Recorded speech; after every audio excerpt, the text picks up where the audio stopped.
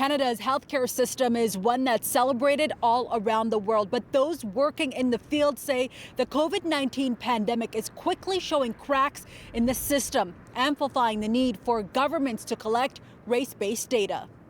For years, medical centers have echoed the need for race-based data collection for many reasons, including to address biases in the healthcare system, to improve the health outcomes of racialized communities, and to address issues that's keeping individuals from seeking medical attention. It's data our neighbors down south have readily available during COVID-19.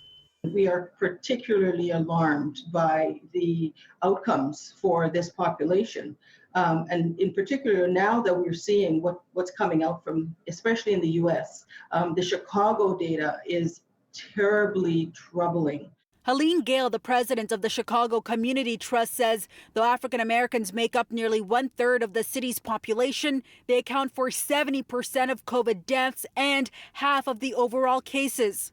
Gale, who's also a physician, says the data shows the burden the virus is having on communities of color, who are already disproportionately affected by poor health, social and economical situations. But the data also shows how the Latinx community is missing, and that's problematic.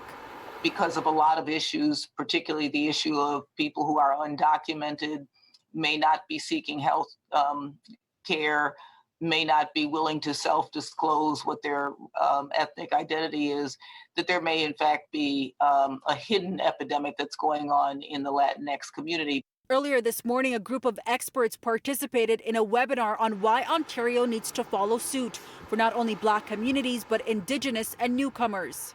We'd like to think that this COVID was the great equalizer, but I think if it's done anything, it's amplified the inequality. And I think we're kidding ourselves, those of us who are living in privilege, if we think we're being affected equally by the disease. Gale says the data collected in Chicago is helping to advocate for equity, creating policies now and after COVID-19 for and by populations who face underlying social and economic vulnerabilities. It also gives people the opportunity to speak on their own behalves, and getting the data to those communities so that they have the power within their hands to advocate for the things that make the biggest difference in their lives, is critically important as well. Just recently, about a dozen Black leaders penned a letter to the government detailing this same very issue, as well as the other factors that are impacting communities during COVID-19. In Toronto, I'm Faiza Amin for City News.